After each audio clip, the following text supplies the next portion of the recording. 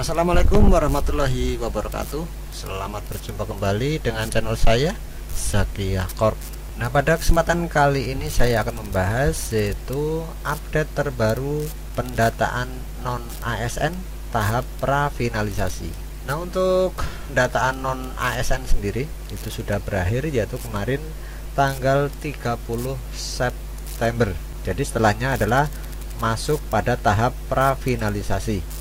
Lalu untuk daftar tenaga non ASN dapat dilihat pada web atau kanal instansi masing-masing.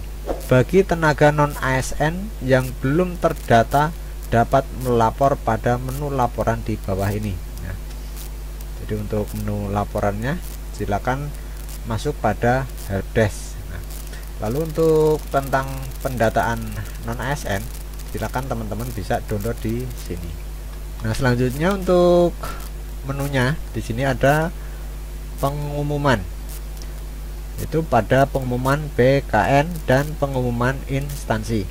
Silakan teman-teman untuk melihat daftar namanya, kita masuk pada BKN ya. Jadi bisa melalui BKN ataupun instansi.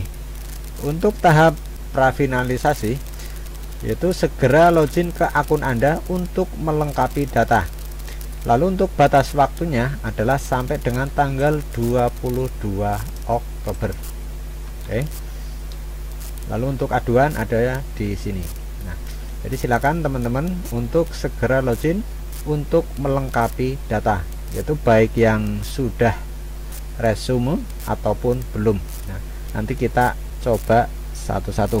Nah, di sini saya akan login dulu, yaitu yang sudah resume, yaitu pada 30 kemarin 30 September sudah selesai sampai dengan resume. Nah, kita klik login. Oke, di sini kita lihat itu untuk resume pendataan tenaga non ASN. Silakan teman-teman dilihat datanya. Nah, di sini ada tambahan menu untuk kelengkapan data. Ada TMT atau tanggal mulai awal bekerja pada instansi pemerintah. Jadi tempat saya bekerja. Lalu di sini kita disuruh mengisikan TMT-nya. Jadi di sini yang diisikan adalah TMT kita mulai pertama kali bekerja pada instansi tersebut. Nah, di sini untuk riwayat kerja saya, untuk TMT pertama adalah di sini, yaitu tahun 2011. Kalau yang ini adalah surat perintah tugas yang diberikan oleh dinas, itu adalah 2019. Lalu di sini untuk tertanggalnya adalah 26 Desember 2018. Lalu untuk terhitung mulai tanggal 1 Januari 2019. Dan selanjutnya di sini ada 2020, 2021, 2022. Maka yang saya isikan adalah yang pertama kali di sini, yaitu 1 April 2011. Maka kita isikan di sini. Nah, untuk mengisi TMT di sini saya memakai yang 2011, yaitu TMT awal bekerja diisi TMT awal diangkat atau yang memenuhi surat edaran Menpan. Nah, untuk teman-teman yang di sekolah itu jangan menggunakan SK komite, itu bagi teman-teman yang ada di sekolah. Jadi untuk yang di sekolah berarti harus menggunakan SK pengangkatan kepala sekolah. Lah, untuk formatnya adalah DD, MM, YY. Berarti DD adalah hari, MM adalah bulan, YYY adalah tahun. Oke, kita isikan di sini.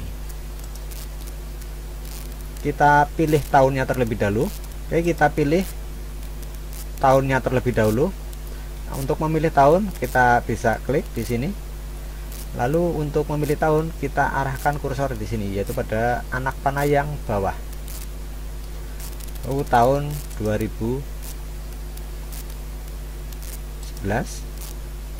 Lalu kita pilih bulan. Nah, untuk memilih bulan kita gunakan anak panah yang ini. Oke. Ini adalah untuk memilih bulan ke bawah. September, Agustus, kalau ini ke atas. Oke.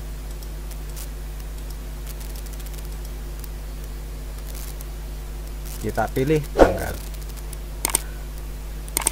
Setelah kita masukkan TMT nya, kita masukkan nominal gaji yang diterima terakhir saat ini. Jadi untuk saat ini kita menerima honornya berapa. Oke, mungkin untuk sebagai gambaran, misalnya gajinya adalah 2 juta, silakan teman-teman untuk menulisnya tidak menggunakan titik ataupun koma, maka ditulis angka 2 lalu nolnya adalah 6 kali.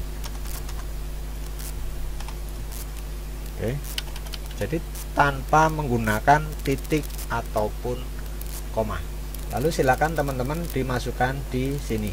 Begitu juga jika mungkin 2.500.000, maka kita isikan secara langsung 25 lalu nolnya adalah 5 kali.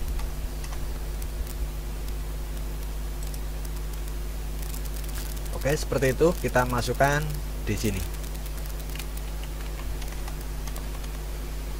Yaitu nominal gaji yang diterima terakhir saat ini, yaitu bulan terakhir, yaitu gaji honor full. Selanjutnya kita klik simpan. Lalu ada info data berhasil disimpan. Jadi yang dimasukkan adalah nominal gaji terakhir tanpa menggunakan karakter, baik itu RP ataupun titik dan koma. Lalu kita klik baiklah. Nah, untuk riwayat, di sini untuk riwayat kita tidak bisa menambahkan riwayat pekerjaan. Lalu untuk cetak kartu, di sini teman-teman bisa cetak kartunya. Lalu di sini untuk cetak kartu pendataan. Nah, ini bagi teman-teman yang kemarin sudah menyelesaikan pendataan non ASN sampai dengan tanggal 30. Jadi untuk di sini bagi yang sudah melakukan resume pada sampai dengan tanggal 30, ini cuma update TMT dan gaji. Jadi cuma TMT dan gaji, TMT awal dan honor terakhir. Itu untuk bagi yang sudah resume sampai dengan tanggal 30. Lalu bagi teman-teman yang kemarin belum selesai, yaitu sampai dengan tenggat waktu tanggal 30, teman-teman bisa login pada akun masing-masing. Oke, di sini saya keluar logout. Saya login menggunakan yang kemarin belum resume atau kehabisan waktu sehingga tidak muncul tombol resume. Oke, kita klik masuk. Nah, di sini untuk non ASN yang kemarin belum menyelesaikan, yaitu pada biodata sampai dengan resume, untuk sekarang sudah bisa melakukan pengisian biodata. Jadi bagi teman-teman yang kemarin belum menyelesaikan pendataan non ASN, bagi teman-teman silakan untuk segera mengisi pendataan non ASN. Nah, untuk batas waktunya yaitu sampai dengan tanggal 22 Oktober. Nah, untuk petunjuk pengisian saya ulangi lagi. Nah, jadi untuk petunjuk pengisian sudah ada pada video saya yang sebelumnya. Nah, tapi nggak apa-apa, sekarang saya di sini saya gambarkan saja. Nah, kita bahas dari atas. Jika kursornya seperti ini, maka kita tidak bisa mengubahnya atau kita tidak bisa edit. Lalu gelar depan Anda yaitu sesuai dengan ijazah. Nah, di sini ada keterangan bila tidak memiliki gelar depan, isi dengan strip. Gelar hanya berupa singkatan, yaitu contoh DR kecil, D besar R kecil atau doktor, lalu prof. Tidak perlu dipanjangkan. Tidak perlu menuliskan nama lengkap ataupun nama pendidikan. Gelar keagamaan seperti haji atau lainnya tidak perlu dimasukkan. Jadi kita jika tidak punya gelar maka cukup diisi dengan strip. Lalu jenis kelamin, silakan teman-teman pilih jenis kelamin. Lalu gelar belakang. Nah, bila tidak memiliki gelar belakang, diisi dengan strip atau min. Gelar hanya berupa singkatan, yaitu untuk contohnya adalah S.com, AMD, SE, SFAM, dan yang lain-lain. Tidak perlu dipanjangkan, tidak perlu menuliskan nama lengkap ataupun nama pendidikan. Jadi cukup gelarnya saja. Lalu di sini ada tempat lahir ijazah. Nah, kita tidak bisa mengisi di sini. Lalu alamat email. Alamat email kita bisa merubahnya di sini. Lalu ada kabupaten kota. Lalu untuk kabupaten kota, silakan teman-teman bisa dituliskan nama kabupatennya. Maka akan muncul nama kotanya seperti ini.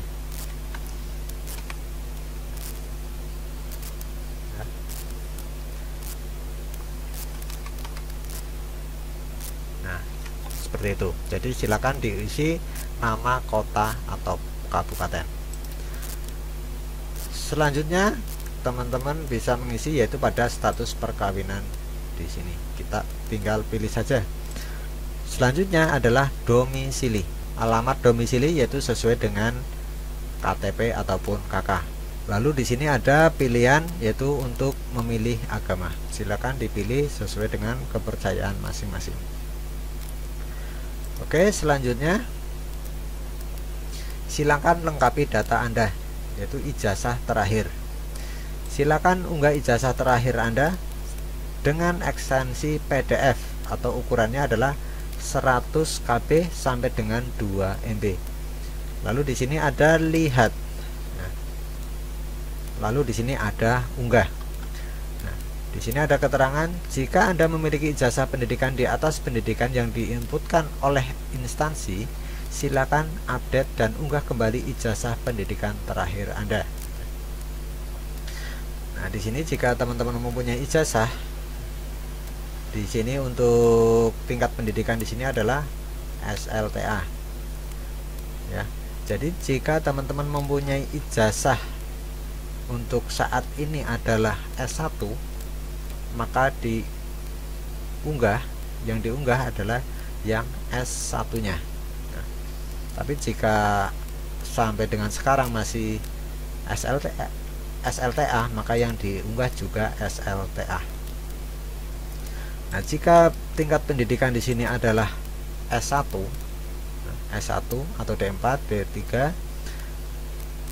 atau sampai dengan S3, silakan yang diunggah di sini adalah sesuai dengan keadaan saat ini. Misalnya saat ini S1, maka yang diunggah adalah ijazah S1.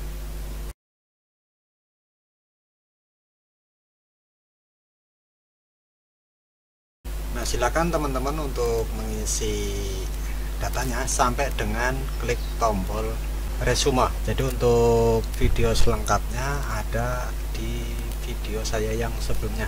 Itu tentang panduan, update data, riwayat pekerjaan dan resume. Itu sudah saya up pada video saya yang sebelumnya. Jadi di sini saya sudah sampai resume. Di sini untuk pendidikan itu tidak ada perubahan. Lalu pada kolom TMT di sini. Nah, jadi saya ulangi kembali untuk TMT atau tanggal mulai awal bekerja pada instansi pemerintah itu adalah TMT pertama kali. Jadi TMT pertama atau awal bekerja sesuai dengan edaran Menpan. Itu untuk sekolah itu jangan yang menggunakan SK komite. Untuk teman-teman yang ada di sekolah, SK-nya adalah SK yang dibuatkan oleh kepala sekolah. Lalu untuk honor, nominal gaji yang diterima terakhir saat ini adalah gaji yang bulan terakhir pada saat ini. Lalu untuk penulisan itu tidak menggunakan RP ataupun titik koma. Jadi silakan diisi tanpa titik ataupun koma. Nah, untuk teman-teman yang sudah melakukan resume, nah ini teman-teman bisa melihat riwayat pekerjaan. Jadi kita hanya bisa untuk melihat, tidak bisa merubah. Nah, jika ada kesalahan tentunya teman-teman harus koordinasi dengan admin dinas sempat, maka oleh admin dinas nanti akan diteruskan ke admin instansi. Nah, selanjutnya di sini ada dua menu, yaitu untuk cetak kartu informasi akun dan cetak kartu pendataan tenaga non ASN. Silakan diklik, nanti akan muncul untuk download. Jadi silakan keduanya ini di download. Nah, yang menjadi catatan di sini kita buka yaitu tentang tindak lanjut pendataan tenaga non ASN. untuk suratnya itu sudah beredar, yaitu tanggal 29 September 2022. Untuk suratnya, nah, di sini ada 4 poin.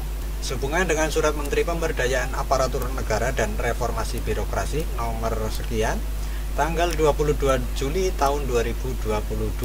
Hal pendataan tenaga non-ASN di lingkungan instansi pemerintah yang telah ditindaklanjuti dengan langkah-langkah inventarisasi data oleh kementerian atau lembaga dan pemerintah daerah melalui sistem aplikasi pendataan non-asn.bkn.go.id Badan Kepegawaian Negara. Bersama ini dengan hormat kami sampaikan hal-hal sebagai berikut. Nah, jadi di sini ada 4 poin. Nah, pertama-tama kami mengucapkan terima kasih dan penghargaan kepada pejabat pembina kepegawaian, kementerian atau lembaga dan pemerintah daerah yang telah melakukan pendataan tenaga non-ASN yang berada di lingkungan instansi masing-masing dalam rangka menindaklanjuti Surat Menteri Pan-RB yang dimaksud. Kedua, nah di sini ada yang di bold warna hitam.